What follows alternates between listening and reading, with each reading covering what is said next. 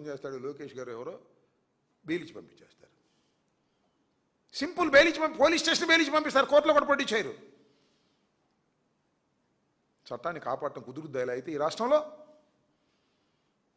చట్టం మీద గౌరవం ఉంటుందా? పోలీస్ అంటే భక్తి ఉంటుందా? భయం ఉంటుందా? ఏముండవు కదా. మంత్రి గారి చేత మర్డర్ చేసి మంత్రి గారి చేత చెప్పించుకుందామంటే అని తీసేస్తారు. సో సెటరైట్ కావాల్సిన అవసరం ఉన్నది. ఈ ఆంధ్రప్రదేశ్లో లా అండ్ ఆర్డర్ సెటరైట్ కావాలి, పోలీస్ వ్యవస్థ సెటరైట్ కావాలంటే పొలిటికల్ వ్యవస్థ ఫెయిల్ అయింది, న్యాయ వ్యవస్థ తప్ప దిక్కు లేదు. అందువల్లనే న్యాయ వ్యవస్థని ఆశ్రయించి పోరాటం చేయాలని నిర్ణయించుకున్నాం, చేస్తాం. న్యాయ వ్యవస్థ ద్వారా పోలీసు వ్యవస్థని కంట్రోల్ చేసే విధంగా, చట్టబద్ధంగా వ్యవహరించే విధంగా చేస్తామని కూడా ఈ సందర్భంగా చెప్పదు. దిస్ ది లాంగ్ బ్యాటిల్, ఒకరోజుతో అయ్యేది కాదు, చాలా రోజులు పడుతుంది, సంవత్సరం పడుతుంది, 2 సంవత్సరాలు పట్టవచ్చు. But we can fight out this, legally we can fight out this. కొన్ని మార్గాలను నిర్దేశించే విధంగా న్యాయ పోరాటం చేయడానికి మేము సిద్ధంగా ఉన్నాం, జగన్మోహన్ రెడ్డి గారి ఆదేశాల మేరకని కూడా ఈ సందర్భంగా నేను చెప్పదలుచుకున్నాను. We have a legal team, we have a strong legal team. ఆంధ్రప్రదేశ్లో వైఎస్ఆర్ కాంగ్రెస్కు ఉన్నంత స్ట్రాంగ్ లీగల్ టీం బహుశా ఏ పార్టీకి లేదని నేను అభిప్రాయపడుతున్నాను. I may be wrong or right, that is a different matter. Sudhakar Reddy గారు కానీ, సుదర్శన్ రెడ్డి గారు కానీ, మనోహర్ రెడ్డి గారు కానీ, ఇంకా చాలామంది ఉన్నారు. వీళ్ళందరూ కూడా we can fight out for this అని ఈ సందర్భంగా చెప్పదలుచుకున్నారు. వాస్తవాలు కూడా ప్రజలకు అందరికీ తెలిసి వాళ్ళు గుసగుసలు ఆడుకుంటున్నారు, బయటికి చెప్పలేకపోవచ్చు. Everything nose. ఆంధ్రప్రదేశ్ నడి బజార్లోనే చర్చించుకుంటున్నారు జరిగినటువంటి సంఘటనల గురించి. ఇది major incident, it is a major incident. ఇంతకు చాలా జరిగినాయి, but is a major incident. Law and order fail అయిపోయింది, బ్రేక్ అయిపోయింది అని ప్రజలకు అనిపించినటువంటి ఒక పెద్ద సంఘటన. జైల్లోకి వెళ్ళాము, ఉన్నాం, that is a different matter. మళ్ళా కూడా ఉంటాం, అది వేరే విషయం. కానీ వ్యవస్థని ఈ విధంగా మేనేజ్ చేసుకుంటూ పోది శత్రు పార్టీల్ని, వ్యతిరేక పార్టీల్ని ఈ రకంగా ఇబ్బంది పెట్టాలి అనుకోవటం అనేది దుర్మార్గం కాదా అని అడుగుతా ఉన్నా. ఈ దుర్మార్గానికి ఎవరు పులి స్టాప్ పెడతారు?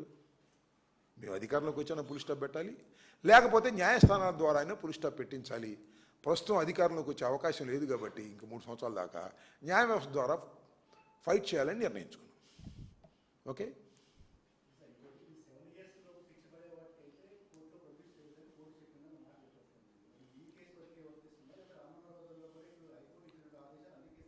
అన్నిటికీ వర్తిస్తాయి. This is the judgements given by high courts. ఇందాక నేను చదివినటువంటి హైకోర్ట్స్ ఇచ్చినటువంటి జడ్జిమెంట్స్ ఇందాక చెప్పాను మీకు. ప్రతాప్ ఘరీ అండ్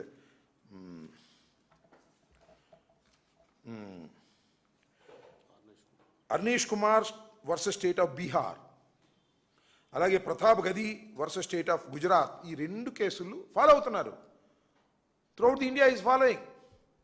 దీన్ని బేస్ చేసుకుని high court has given circulars to all the magistrates and to all the police stations. The circulation has given, but they are violated.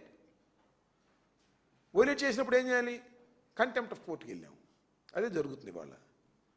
ఇది ఈ ఒక్క రాంబాబు కేసులోనే కాదు, లేదు సుబ్బారావు కేసులోనే కాదు, ఏ కేసులో అయినా పోలీసు వారే కదా సెక్షన్లు పెట్టేది, మనం పెట్టాం, పోలీసు వారే పెడతారు. ఆ పెట్టినటువంటి సెక్షన్లు ఐపీసీ ప్రకారం, ఆ పెట్టినటువంటి సెక్షన్లు దాని యొక్క శిక్షా పరిమితి ఎంత అంటే 7 సంవత్సరాలు కన్నా లోపు అనుకో, సింపుల్. పోలీసు కళ్ళు మూసుకుని అబ్బాయి సంతకం పెట్టి నువ్వు బెయిల్ తీసుకెళ్ళిపోమని చెప్పాలా ఆ సెక్షన్లు వేస్తే. ఆ సెక్షన్లు కాకుండా మోర్ దెన్ 7 years శిక్ష పడే సెక్షన్లు వేశారనుకో, అప్పుడు కోర్టులో ప్రొడ్యూస్ చేయాల్సిందే. That is the mandatory. ఇది కూడా మ్యాండేటరీనే. కానీ ఈ మ్యాండేటరీని కూడా వైలేట్ చేస్తున్నారు పోలీసులు. వాళ్ళని కంట్రోల్ చేయాల్సినటువంటి బాధ్యత ఉంది. డీజీపీ కంట్రోల్ చేయడు, చంద్రబాబు నాయుడు గారు కంట్రోల్ చేయరు, హోంమంత్రి గారు కంట్రోల్ చేయరు. ఎవరు చేయాలి? ఇంకా అల్టిమేట్ న్యాయస్థానాలే కదా.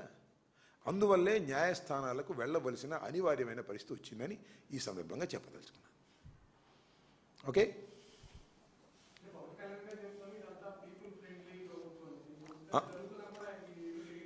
ఏంటండి?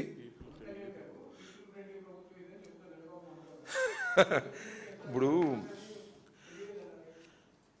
పవన్ కళ్యాణ్ గారికి ఇప్పుడు అదేదో ఒక సామెత ఉంది బ్రదర్, నిద్రపోతున్న వాడిని లెగ్గొట్టొచ్చంట.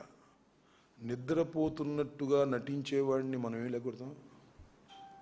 తెలిసినోడికి తెలవనోడికి చెప్పొచ్చు, తెలిసి కూడా తెలియనట్టుగా విని కూడా వినట్టుగా ఉండేవాళ్ళం మనం ఏం చేస్తాం? పవన్ కళ్యాణ్ గారిని ఏం చేయాలి నాకు అర్థం కాల. ఇంత బ్లెండర్స్ జరుగుతుంటే పవన్ కళ్యాణ్ గారు ఇది ఫ్రెండ్లీ గవర్నమెంట్ అంటే ఏం చెప్పాలి? ఎక్కడ ఫ్రెండ్లీ గవర్నమెంటు? 7 గంటల సేపు 7:20 వరకు నా ఇంటి ముందు విధ్వంసం చేస్తుంటే కళ్ళు మూసుకున్న పోలీసులు ఫ్రెండ్లీ ప్రభుత్వం ఇది నాకు తెలియగలుగుతాను. పెట్టుకోవచ్చుగా, కేసు పెట్టుకోవచ్చు, కోర్టులో ప్రొడ్యూస్ చేసుకోవచ్చు అనుకో, జైలుకి పంపవచ్చు. ఇదేం గొడవ? ఇంటి మీద దాడి చేస్తారా? ఇలాంటి ప్రెసిడెంట్ వస్తే ఎవరింటి మీద ఎవరు దాడి చేయడం? ఇంకా పోలీసులు మేనేజ్ చేసుకుంటే ఎవరి మీద దాడి చేయొచ్చు, నన్ను కూడా చంపేయచ్చు నడి రోడ్డు మీదే. తర్వాత కేసులు వేసే సంగత పోలీసులు మేనేజ్ చేసుకుని ఏదేం చేసేయచ్చు కదా అనేటువంటి ఒక ఆలోచన ప్రజల్లోకి వెళుతుంది కదా. దీనికి పవన్ కళ్యాణ్ గారు ఇది ఫ్రెండ్లీ ప్రభుత్వం అంటే ఏం చెప్పాలి? ఆయనకి ఫ్రెండ్లీ ప్రభుత్వం, ఆయనకి